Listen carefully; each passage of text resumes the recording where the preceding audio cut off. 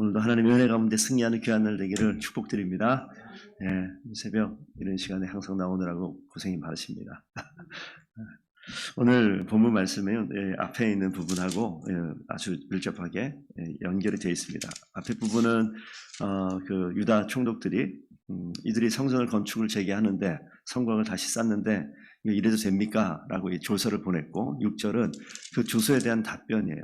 그 6절 보냈던 내용들 보면 유다 백성들이 역사의 근거에서 조목조목 확인해달라, 살펴달라 보냈고 이 다리오 왕이 보니까 진짜 찾아봤어요. 그랬더니 정말이거든요. 그래서 어떤 상황이 되어지느냐, 적극적으로 재정을 지원합니다. 느부갓네살 때 이 예루살렘 성전에서 가져왔던 기물을 다 보낼 뿐만 아니라 8절 한번 보면요, 조서를 내려서 하나님의 성전 거축함에 대하여 유다 사람 장로들에게 행할 것을 알리노니 나오면서 그 세 번째 줄에 왕의 재산, 그 유브라데 강 건너편에서 거둔 세금 중에서 그 경비를 이 사람들에게 끊임없이 주어 그들로 멈추지 않게 하라. 끝까지 돈 다 내주라는 거예요. 재정 지원 끝까지. 그래서 그들이 필요로 하는 구절을 보면 번제, 수송아지, 수장과 어린 양과 밀, 소금, 포도주, 기름, 제사장 요구대로 날마다 줘라. 그 내용 보면 10절에 왕과 왕자들의 생명을 위하여 기도하게 하라.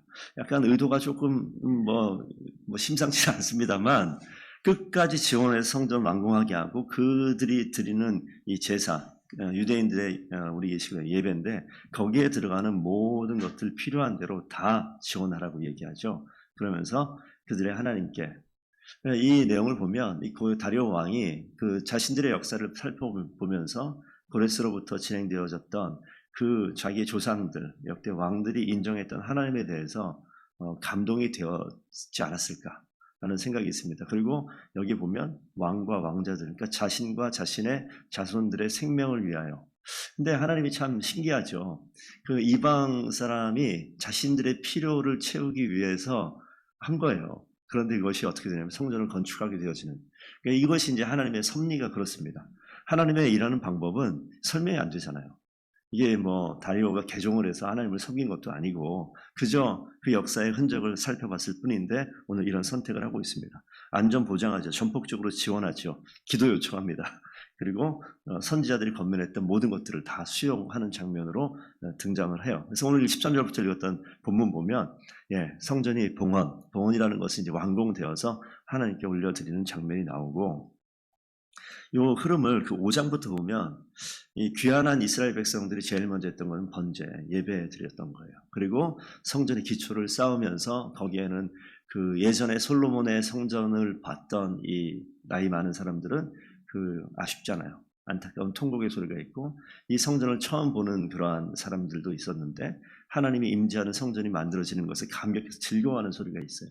그래서 이 교회 공동체가 세워지는 자리에는 이 어찌 보면 과거를 회상하면서 통곡하는 그런 통곡의 소리, 슬픔의 소리도 있지만 또 그 자리에서 또 그 자체로 또 슬픔이 아니라 기뻐하는 목소리도 있어요.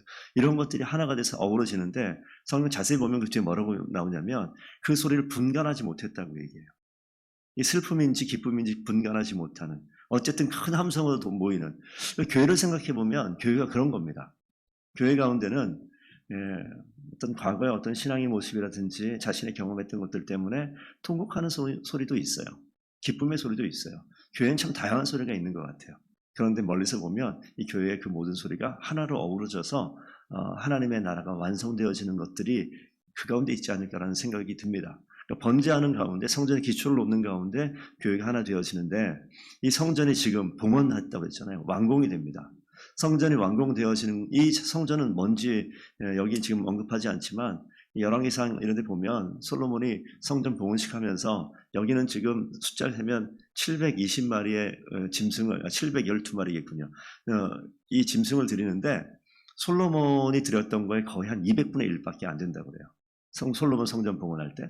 그러면 이 상황을 보면 초라하기 이를 데 없죠. 거기에 비하자면. 그런데 하나님께서는 그 어떤 물량이나 제사의 규모나 모든 이 모양을 보지 않으시겠죠. 마가복음 말씀에 하나님께서 기뻐하시는 이 과부의 2 렙돈이라는 게 있잖아요. 그러니까 비록 초라해 보이고 작아 보이지만 그 중심을 보시는 하나님께서 기뻐할 수 있는 그런 자리입니다. 그러니까 성전이 봉헌되어질 때 하나님의 임재를 상징하고 하나님이 함께 계신 그곳이 예배하는 순간이 아니라 이 모양 자체만 봐도 하나님의 임재를 경험할 수 있을 만한 이것이 완성되어져 있는 것이죠. 주님이 계신 곳, 예배 처소, 예배 처소가 이제 딱 마련이 된 거예요. 이 상황이 되어져서 이때 나오는 게 이제 유월절입니다. 오늘 그 뒤에 후반부 6월절에 대해 다시 한번 좀 생각을 한번 해봤으면 좋겠어요. 6월절은 모세로부터 출애굽할 때 그 이스라엘 백성들 구별하는 그 장면에서 유래가 된 이 절기인데 오늘 여기 21절에 그런 말씀이 나오죠. 돌아온 이스라엘 자손이 자기 땅에 사는 이방 사람들의 더러운 것으로부터 스스로 구별했다.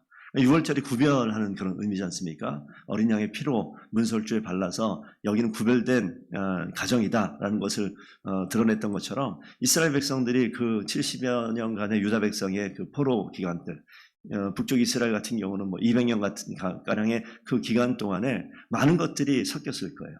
많은 이방의 문화가 들어왔을 것이고 실제 여기서 살았으니까.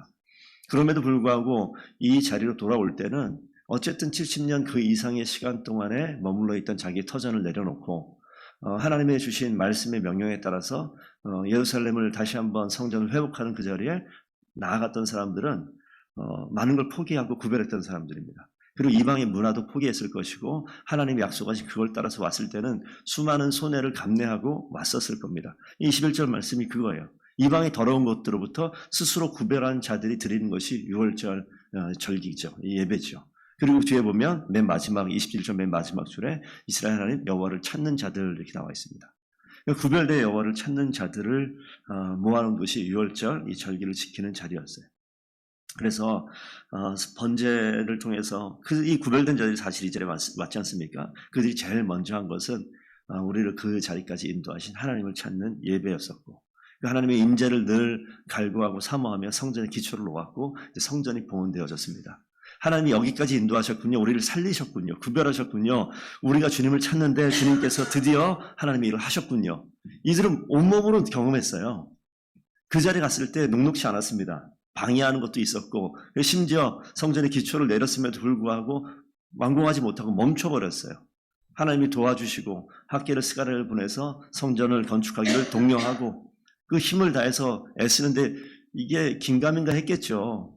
반대하는 사람이 너무 많으니까 여전히 속국의 그런 지배에서 완전히 벗어나지 못한 그런 상황이고 총독은 이방인이고 그들이 방해하고 먼저 살던 사람이 이 모든 것을 막아서는 그런 장면이 있었는데 오늘 다리오 왕의 이 조서를 통해서 끝까지 모든 것 다 지원해라 이런 이야기하고 이게 웬 갑자기 격적인 반전입니까?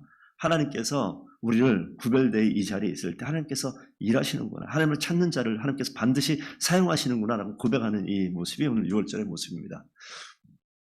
우리의 모습도 동일합니다. 시대는 바뀌어 있지만 여전히 우리가 신앙생활하고 하나님 앞에 나오고 하나님을 찾고자 하는 마음이 있고 이방의 것들로부터 구별하고자 하는 애씀이 있는데 이것이 어쩔 때는 방해가 되기도 하고 힘이 들기도 하고 왜 나만 이렇게 많은 사람들 그저 신앙생활하는 많은 사람들이 있지만 왜 나는 이렇게 유별나게 새벽에 와야 되고 말씀을 이렇게 파야 되고 왜 나는 그래야 되는가 이런 생각 간혹 들 때가 있지 않습니까?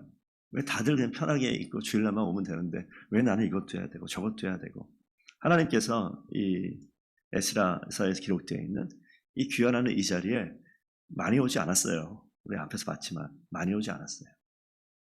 구별되어 있는 하나님을 찾는 소수의 사람들이 옮겨온 거라고요. 거기서부터 하나님이 기뻐하시는 모습. 하지만 예전과는 다른 방식으로 하나님이 일을 하십니다. 솔로몬 성전과는 다른 성전을 짓게 하셨고 그때 규모와는 다른 규모로 하나님께서 일을 시작하셨습니다. 그럼에도 불구하고 하나님의 임재는 그 자리에 있었고 하나님의 역사는 거기서부터 시작이 되었습니다. 많은 교회가 있어요. 저도 많은 교회를 생각해 보면 저는 지난주에 좀 웃었는데 왜냐하면 우리 형제가 드럼을 쳤잖아요. 마음이 다 비슷한가 봐요. 찬양을 다 똑같은 예배 시간, 똑같은 찬양을 했는데 찬양이 딱 끝나자 사람들이 보통 이래야 되는데 갑자기 우와 막 이런 소리를 지르는 거예요. 그래서 이게 뭐지? 기쁜 거예요. 그래서 감사했던 건 뭐냐면, 진짜 작은 거에 감사할 수 있는 것도 있구나. 이런 생각이 잠깐 들었어요. 화려하지도 않잖아요. 우리가 좀 큰 규모에서 예배드린 거에 비하면 초라하게 이를 데 없는 모습임에도 불구하고 성도들이 이 모습에 환호하는구나. 어, 이럴 수도 있구나라는 생각이 들었어요. 이게 뭐라고? 그러니까 너무나도 당연하고 어쩔 땐 그런 적이 있잖아요. 우리 교회 예배는 초라하다. 좀 큰 규모에서 정말 딱 소리만 나도 그냥 확 머리가 삐죽삐죽 쓰고 이런 예배를 드리고 싶다. 그런 생각을 하는 분들이 여럿 있고 저도 그 중에 하나일 수도 있는데 화려하지도 않았어요. 그런데 아주 작은 변화에 감사할 수 있는 모습. 아마 이 에스라에 있는 여기 나와 있던 이 유다 땅에 성전을 건축하는 이 장면 속에서 아주 초라한 거 맞잖아요. 그런데 그들이 그 자리에서 어땠을까? 그런 생각이 잠깐 들었어요. 하나님께서 우리로 하여금 하나님의 일하심을 보고 경험하고 우리가 마음 중심은 어떨지 모르겠지만 작은 변화에 감동할 수 있는 그런 마음을 허락하신 것에 감사하고 거기서부터 시작된다면 조금의 변화에 대해서도 우리는 반응하고 그 중심이 하나님께로 향해 있다면 하나님께서는 그 자리에서 반드시 일하실 줄로 믿습니다. 그런 은혜를 우리 모두가 경험하고 그러기 위해서는 먼저 이 자리에 건너가고 어려운 시기를 지내왔었던 자들이 그 중심을 지킨 자들이 이 자리에 있었기 때문에 이런 하나님의 은혜를 경험하게 되는 줄로 믿습니다. 저희가 그 자리를 지켜내고 있는 중심에 있습니다. 막아서는 게 있는 것 같고 어려움이 있을 수 있겠지만 하나님은 이 자리에서 하나님의 일하심을 우리로 하여금 보게 하고 모든 성도들이 모든 함께 예배하는 자들이 기뻐하는 것들을 반드시 경험케 할 줄로 믿습니다. 오늘 하루도 승리하는 귀한 주의 종들 되기를 축복드립니다.